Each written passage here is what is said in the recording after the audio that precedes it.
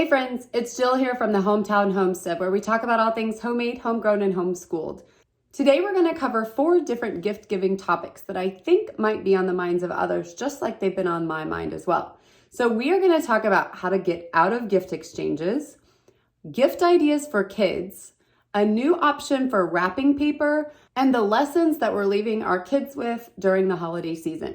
So let's dive in. So gift exchanging is an awesome, fun part of Christmas, but at some point it becomes overwhelming to buy, overwhelming to wrap, and just another thing to dread about the holiday season for some, not all. I know there are people out there whose love language is gift giving, and I get it. It's obviously not me, but it can be overwhelming as the receiver as well. So I want to talk to you, if you are one of those people who has a goal of less this year, about how you can get out of it. So first things first, I would just call your friends and family and say, hey, I just thought I would let you know that this year we're trying to focus a little bit more on a smaller Christmas, and we're going to step out of the gift exchange. Now, I know sometimes your sister might say, but I want to buy for your kids, or but I've already got gifts or whatever. Let that be their choice, but you can still own the fact that you, for yourself and your family, aren't going to participate in that this year, and just let them know if you'd like to give the gift, that's your choice.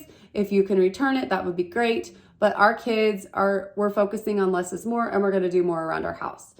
Sometimes those can get overwhelming and over the top. And as our family has grown, our group in general has opted out of all the cousin exchanges and the different parties everywhere. And our kids aren't less happy, but our home has less clutter. So something to think about.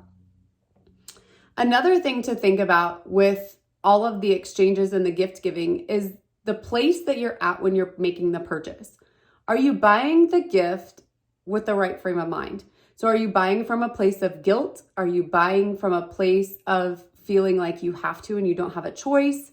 Where is your heart in that moment if you're buying? If you're not buying from the place where it's something that you just truly want to do, you genuinely want to bless this person or their family with gifts, then you need to reevaluate if this is somebody that you should really be giving a gift to, even if traditionally you have given them a gift.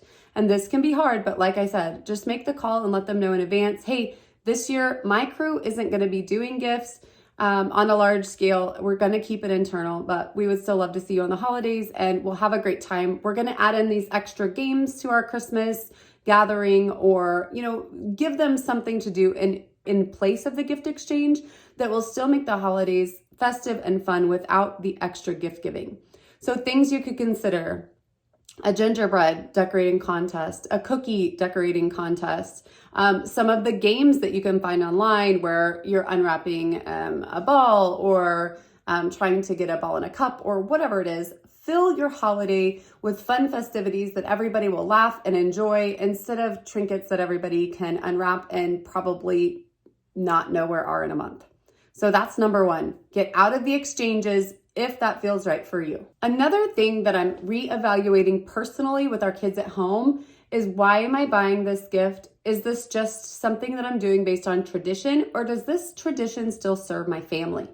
And one specific thing that I'm not doing this year that I have in the past is getting everybody matching Christmas pajamas. And I love matching Christmas pajamas.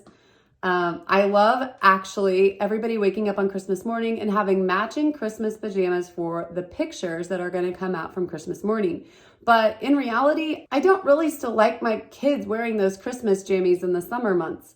So I've decided this year to forego the Christmas pajamas in one way, but not in another. I'm still going to get them a set of pajamas, but they're not going to be Christmas themed, so that I have more peace about it throughout the year. And I think they'll be just as happy, because I actually asked my boys, who are a little bit older, if the Christmas jammies were as important, or if they would prefer something plain, and they wanted something plain. And I know for dang well, my husband would like something plain too. So what is the reasoning behind the gift, even if it's for your kids? If it's not simply something that's serving your family at this point, there's nothing wrong with reevaluating, especially if the change is going to make a positive difference for everyone in your family. So don't hesitate to take time to reevaluate those things that even perhaps yourself are holding on to just based out of tradition. Is it right? Is it going to be your tradition going forward? That's on you. So what if you want to give gifts to other kiddos in your life? What's the best way to go about that? The first thing I would do is to call the parents and ask if there's something they're into, something that they're needing money for or gift cards for, or find out what's going to best benefit their family.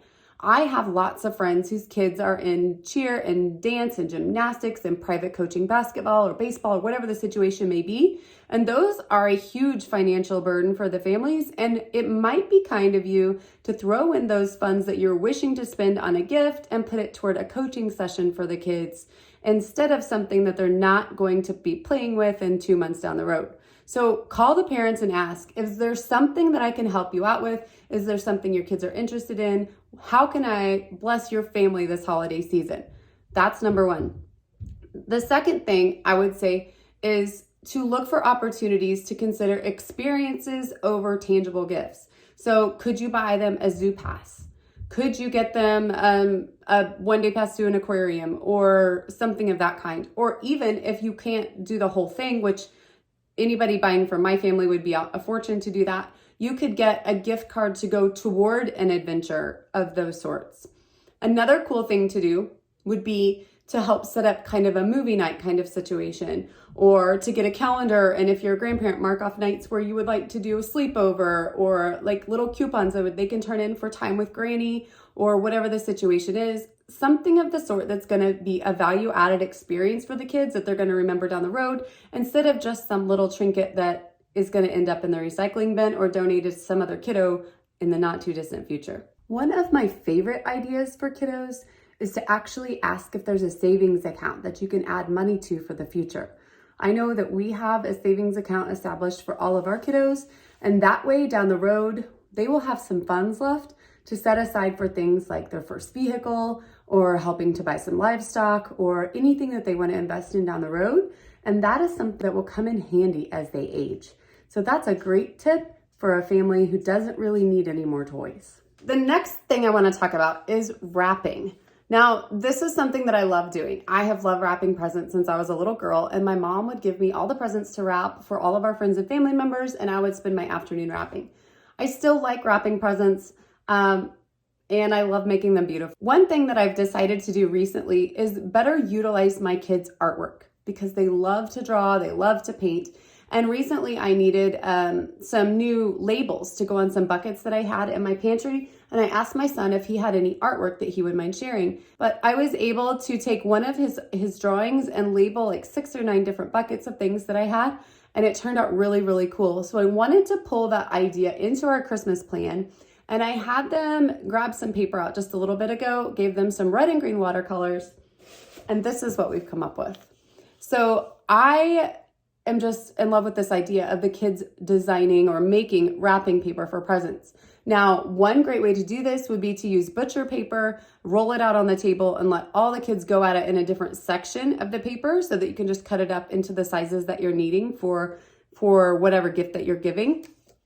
We used 2 different just plain pieces of white paper on this one, just to show you kind of different options. And he just did red and green over here, and then just splatter on this side. And it turned out so cool and unique. And it's something that the kids can feel a part of the season with, taking ownership and really adding to their experience as part of the holiday season as well. So I thought this would be a great way to use up some of their art time, to pull them into the season, and also to save you money over going to the store and buying yet another roll of wrapping paper that's going to get tossed in a closet somewhere to maybe come out again next year. So check this out if you're looking for a fun, festive idea to change up your holiday season just a little bit. The last thing I want to talk about today is the lessons that we're leaving for our children. And one of the reasons that I've decided that it's really important to kind of streamline and minimize our holiday process, because we are training them how to be adults. So I want my kids to know that they need to give gifts from a place of wanting to bless somebody instead of feeling guilty for not taking a gift into a situation. As this holiday season progresses and my kiddos open up a few less presents perhaps than they have in years past, I can promise you one thing. What they're going to play with the most is a cardboard box, a pair of scissors, and a roll of duct tape. And sometimes I've been known to even put a roll of duct tape in their stocking as a stocking stuffer because it always is one of their favorite things to get. So I hope you've taken some ideas from this and can maybe think about ways to incorporate fewer physical gifts into their holiday season and a little more quality time and enjoyment with your friends and family instead of feeling like you have to go out and grab one more gift. So from our family to yours, Merry Christmas, Happy Holidays, and we'll see you back soon.